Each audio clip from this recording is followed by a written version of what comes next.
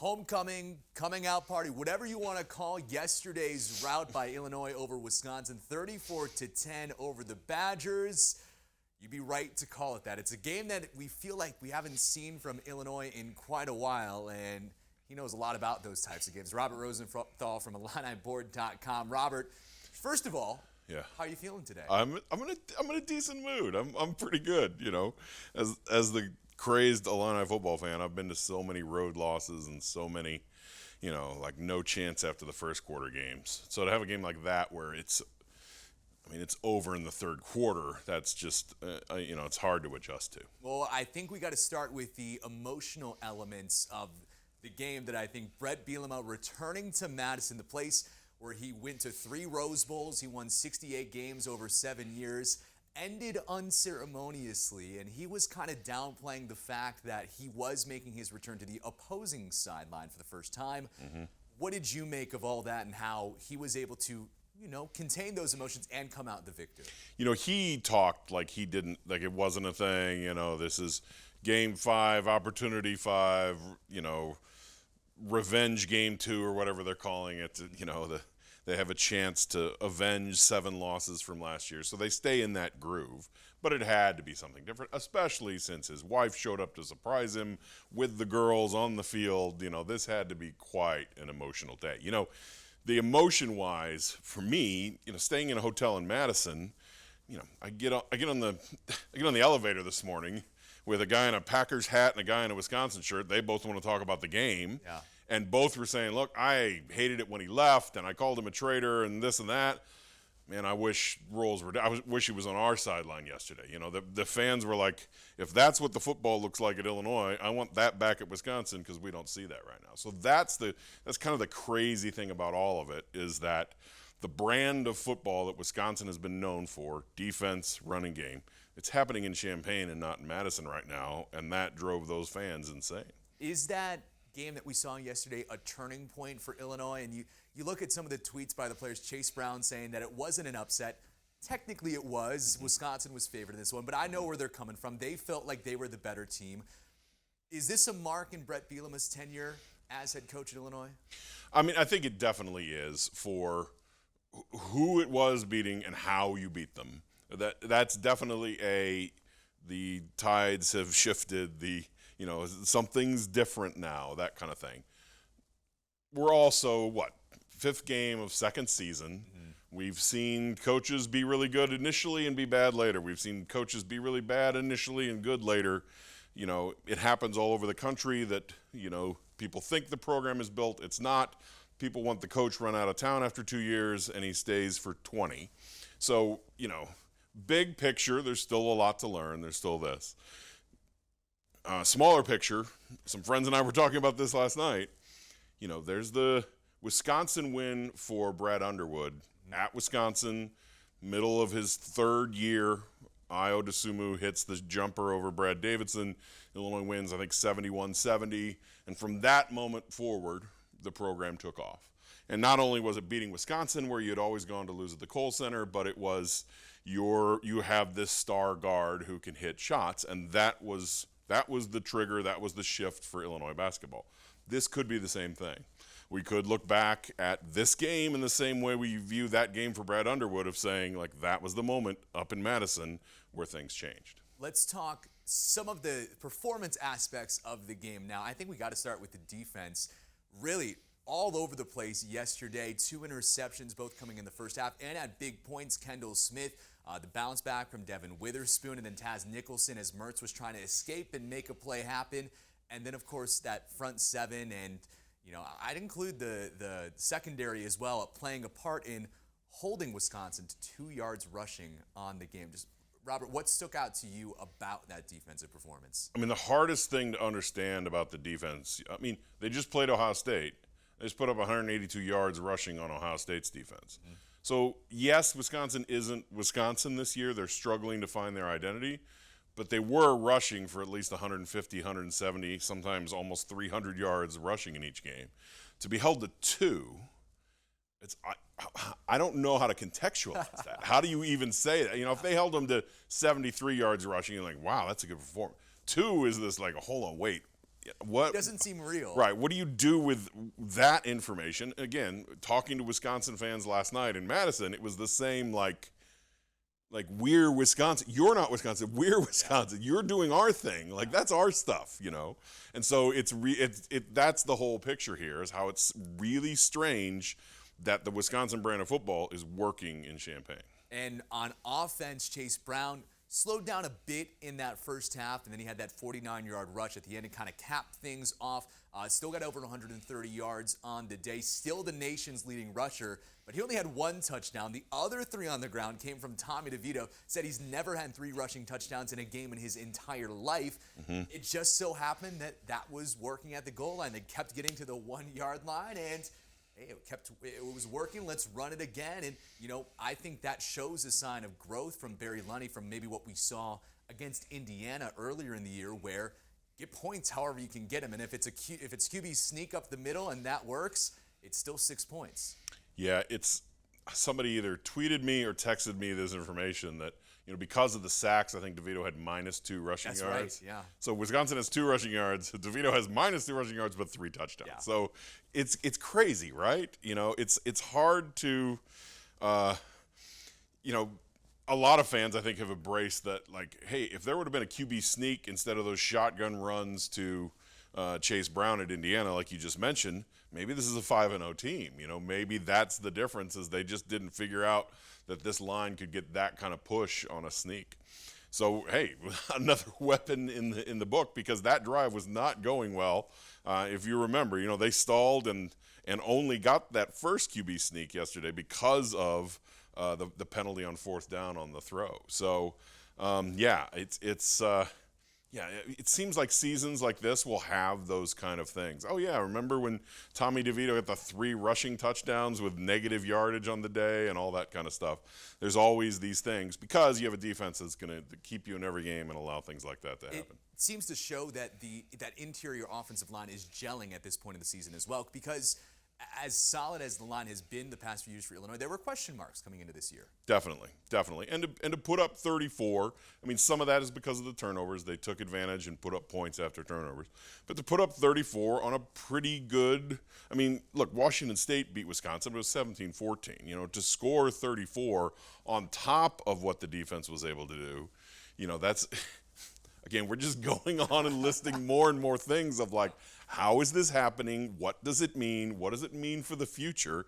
It's just hard to contextualize, you know, everything you're saying because there's so many different ways that this could now go, you know, this season. So it's really hard to take everything and take a picture of what is happening and say, gosh, does this mean this? Does this mean this? You know, your brain just wanders to all those things. And the wide receiver play as well. Brian Hightower had a really big first half. Pat Bryant was silent.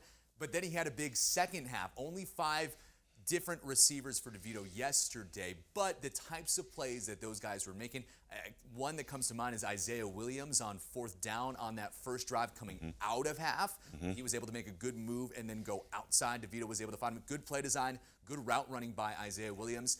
Is this receiver room better than we had anticipated it being coming into the year? I mean, I'll have to see what the Pat Bryant injury looks like. Sure. You know, he did... you know, according to someone I talked to who was on that side, he came out of the medical tent and was jogging on the knee trying to move. So it sounds like it's somewhat of a minor kind of thing. But, you know, he's been a big piece of this. You know, we saw that early second half drive. That was look, they're keying on Chase, they're keying on this. We do have this weapon here. Let's go to this weapon 2-3 times in a row. And that will change some things. And you're right about Brian Hightower. I mean, that's kind of the revelation this year. He just didn't play last year, and no one knew what the deal was and everything else. If they also have that possession receiver, that hands guy who, okay, it's 3rd and 4, he's going to run a curl, the ball's going to be right there, thrown like a bullet, got to grab it and muscle your way to the first down. To have that guy, then they have the weapons. They have the slot guy. They have the outside guy. They got the possession guy. You know, that really helps the team in offense like this to move forward. All right, let's start looking at some of the macro things on the season now. So while we're recording this Sunday, comes out today, the AP poll, Illinois receiving votes. They line up at about 36th in the country. They had 6 votes total in the top 25. I don't know if that's necessarily surprising for us, but some of the historical context there. Kansas gets into the poll at number 19, which means Illinois now owns the Power Five's longest drought of not making it into the top 25. That could change soon, but still an interesting little nugget, considering where Illinois is now, because that could hurt so much more if you're not coming off that Wisconsin win. Agreed. And I'd kind of note, like, my reaction to that is it's pretty amazing what Lance Leipold has done at Kansas through the year, and for them to be 5-0. But if Kansas and Illinois played tomorrow, I feel like Illinois would be favored by a decent amount because, Kansas won this game because the Iowa State kicker missed 2 kicks in the last 5 minutes, where they're living right. Let's just say that, and it's led them to 5-0, and it got them in the polls. But my reaction to that is, yes, it's been since 2011. I mean, I believe, I haven't researched this is just coming off the top of my head here. I believe the only other time Illinois has gotten votes in the poll was after the Michigan State game, and I only remember this because I tweeted at the time. One reporter in the AP poll put them 25th when they were 6-4. That was like the one vote Illinois got over a 10-year period of like one guy put them 25th in one You're exactly right on that. Yes, and so it's this it's been this thing that's hanging around the program, but really, to me, I mean, I don't like that as an Illinois fan. It's hard to know that. That's a reminder of what the last decade has been, of like now you're the longest streak of all the Power 5 teams.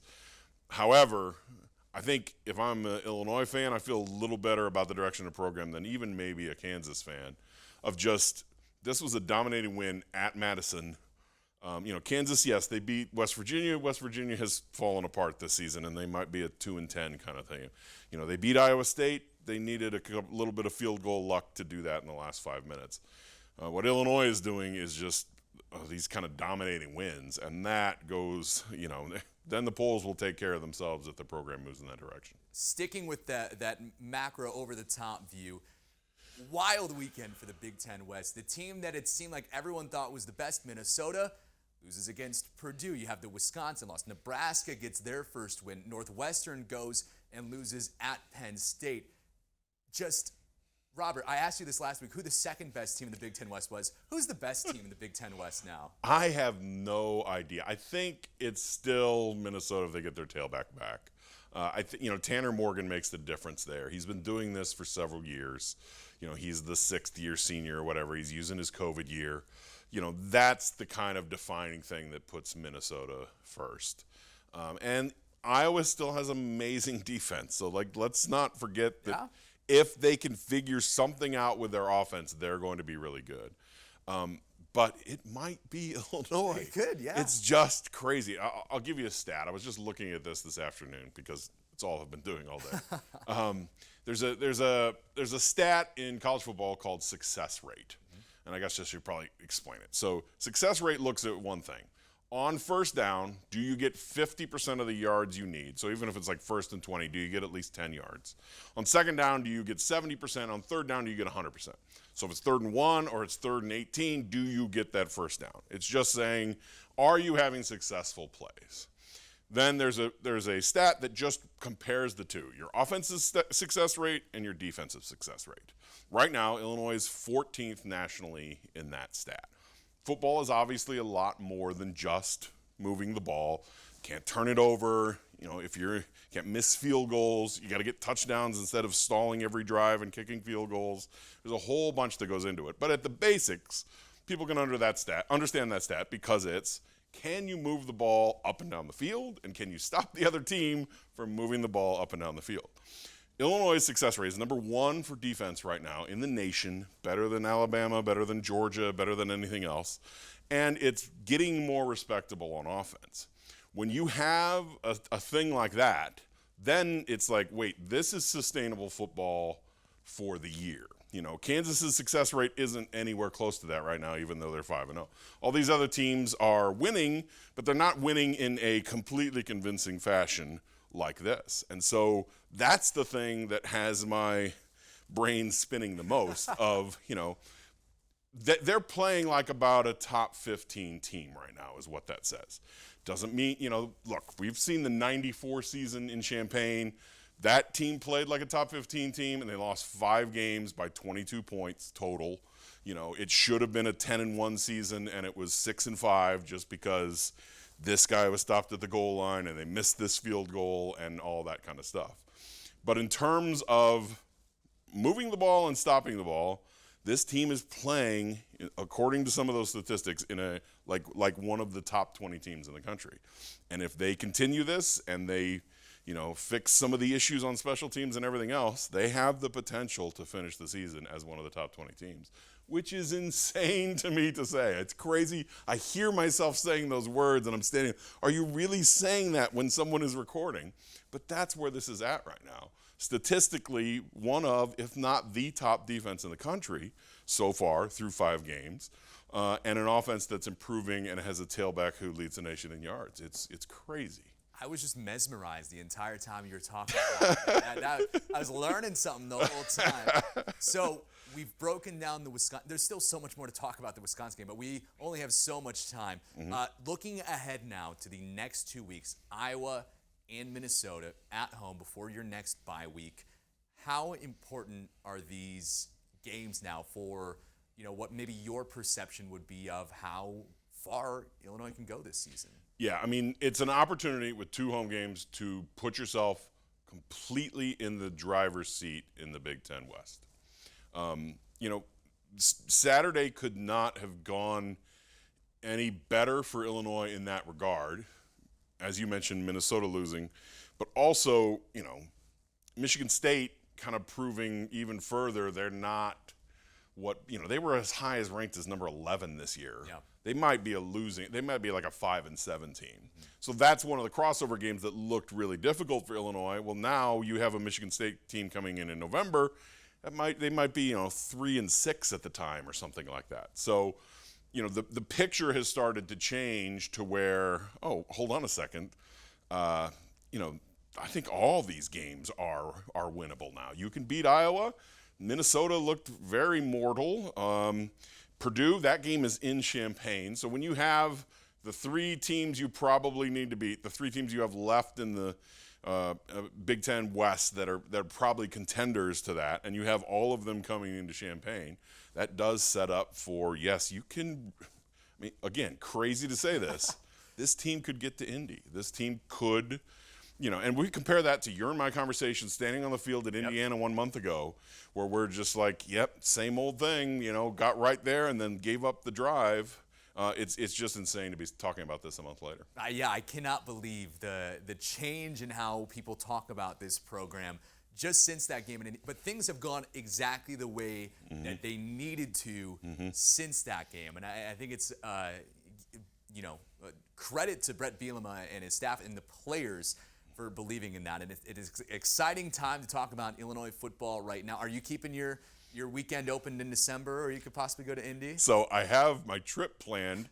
So there's a basketball game at Maryland Friday night, and then a basketball game Tuesday in New York City for the Jimmy V Classic against Texas. So I have a trip planned to all those places. So maybe I'll have to go D.C., Indy, New York City. But hey, I'm willing to do it if that's what we have to do. Well, you get some subscribers while you're at to help you. Yes, there we go. IlliniBoard.com. Yes, that's right. Robert Rosenthal. That's right. Robert, again, thanks for your time as always, and I'm looking forward to talking next Sunday after the Iowa game. Sounds good.